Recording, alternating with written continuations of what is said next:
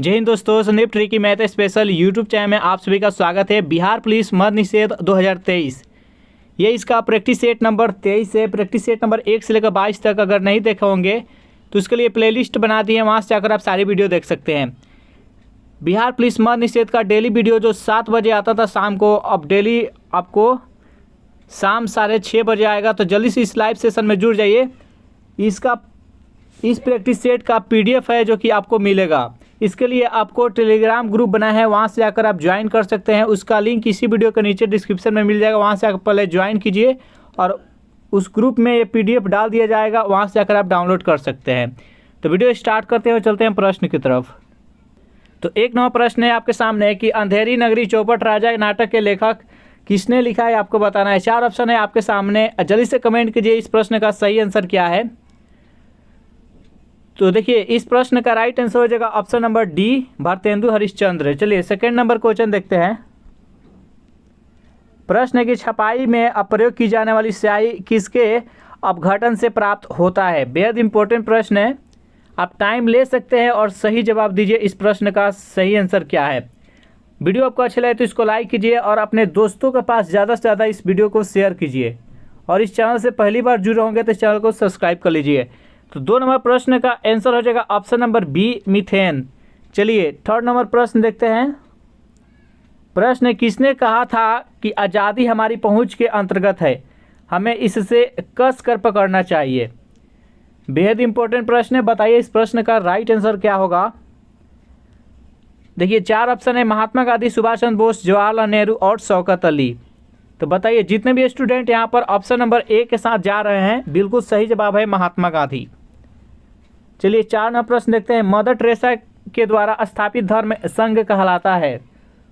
जो mother Teresa के द्वारा स्थापित किया गया था धर्म संघ, उसको क्या बोलते हैं आपको बताना है। 4 ऑप्शन है आपके सामने, चारों ऑप्शन देख लीजिए और बताइए इस प्रश्न का सही आंसर क्या है। तो जितने भी स्टूडेंट यहाँ पर ऑप्शन नंबर बी के साथ जा रहे हैं, मिशन रीच ऑफ चैरिटी, यानी मिशन रीच ऑफ चैरिटी इसका आंसर हो जाएगा। चलिए नेक्स्ट क्वेश्चन देखते हैं। प्रश्न है कि पृथ्वीराज विजय के लेखक कौन है। बेहद ही सिंपल प्रश्न है और इम्पोर्टेंट प्रश्न है, बताइए इस प्रश्न का राइट आंसर क्या है।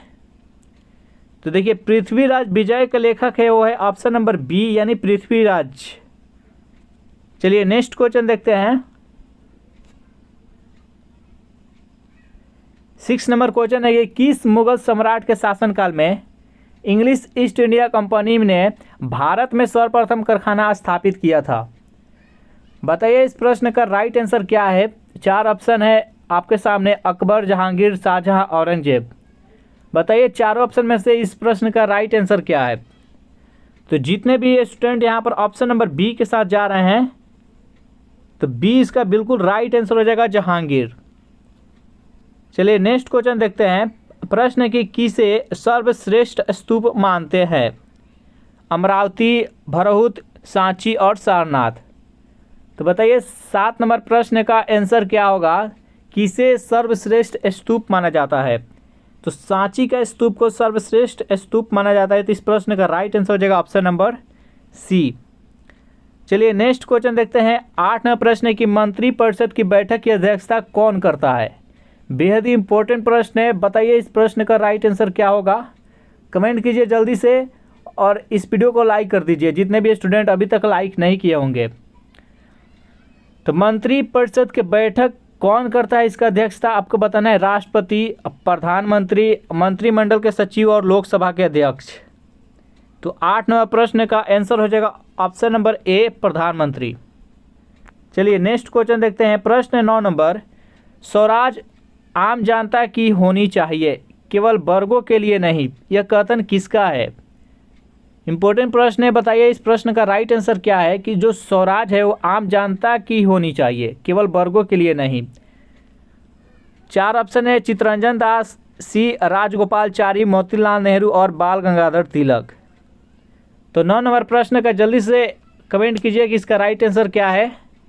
तो इस प्रश्न का राइट आंसर हो जाएगा option number A, Chittaranjan Das.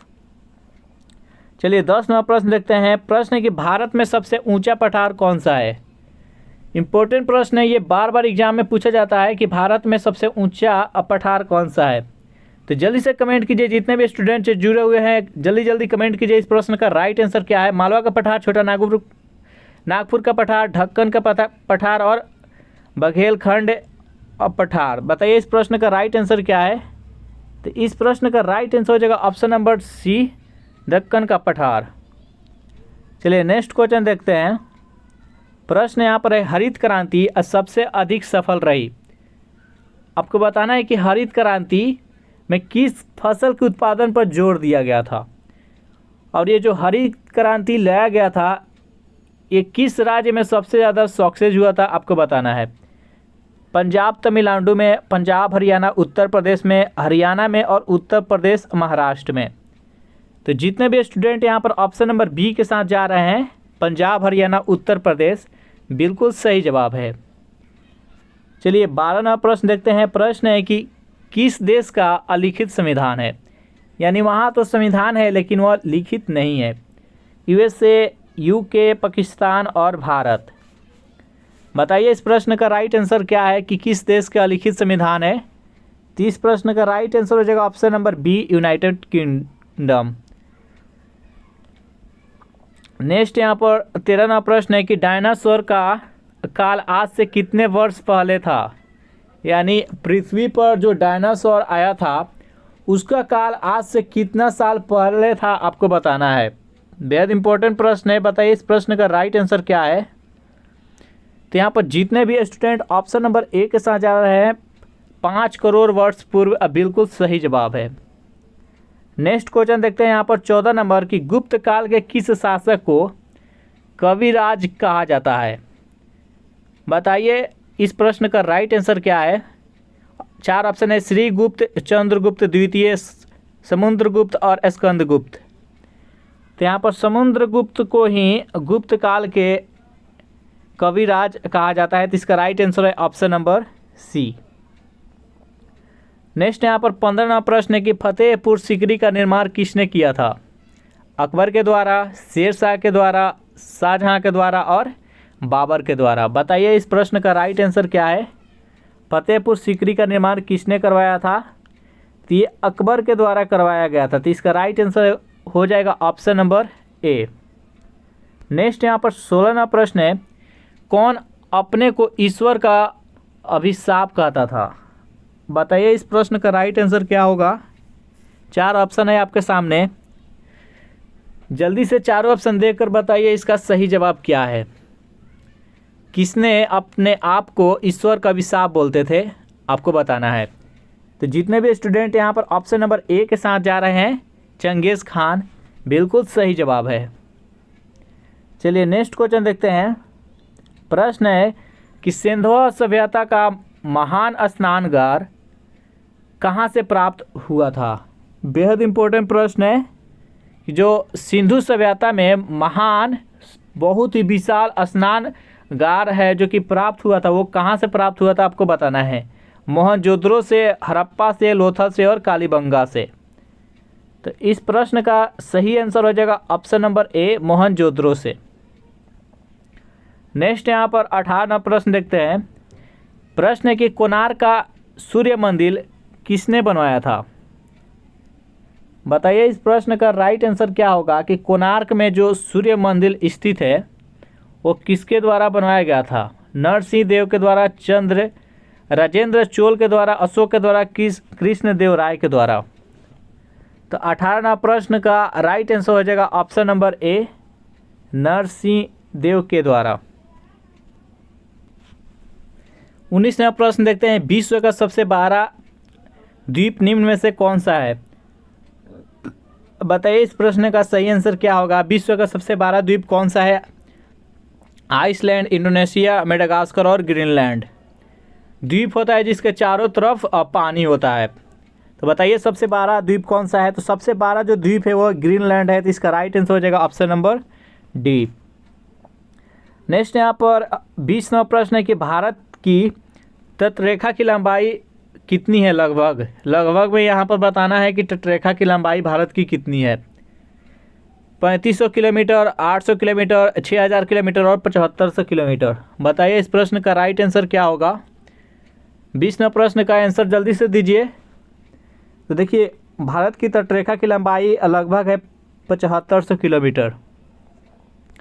Next यहाँ पर 21वां प्रश्न है कि मध्य प्रदेश का उच्च न्यायालय कहाँ स्थित है।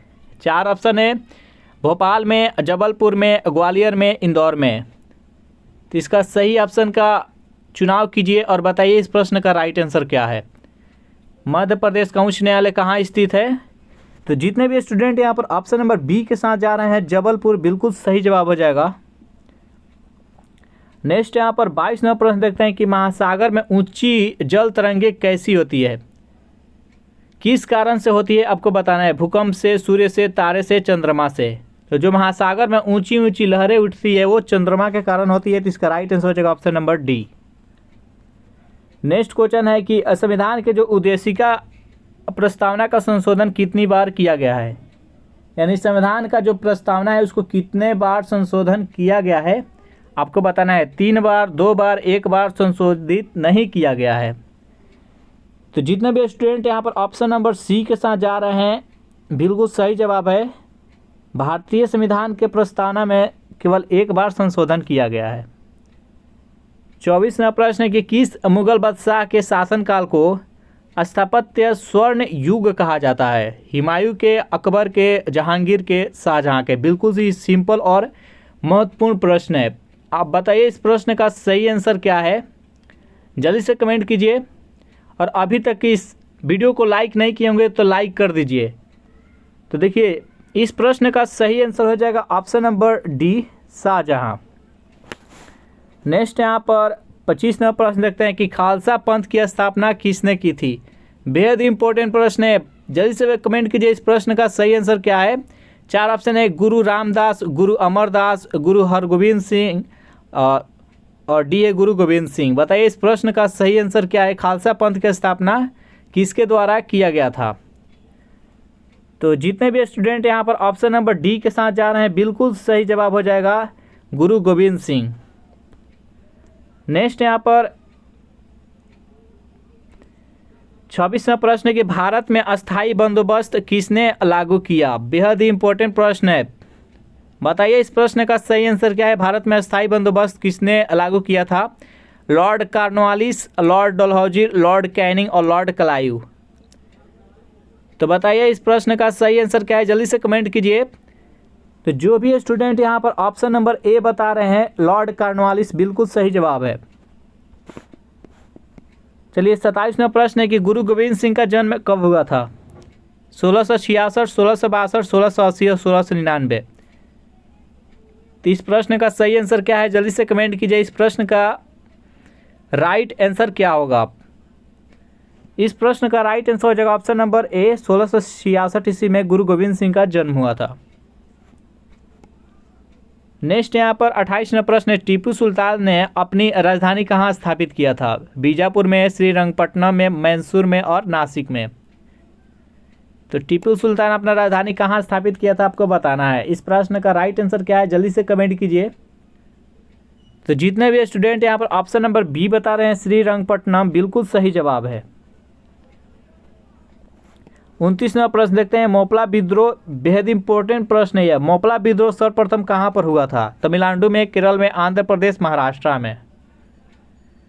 और आपको कमेंट करके बताना है कि मोपला जो विद्रोह हुआ था वो किस ईस्वी में हुआ था।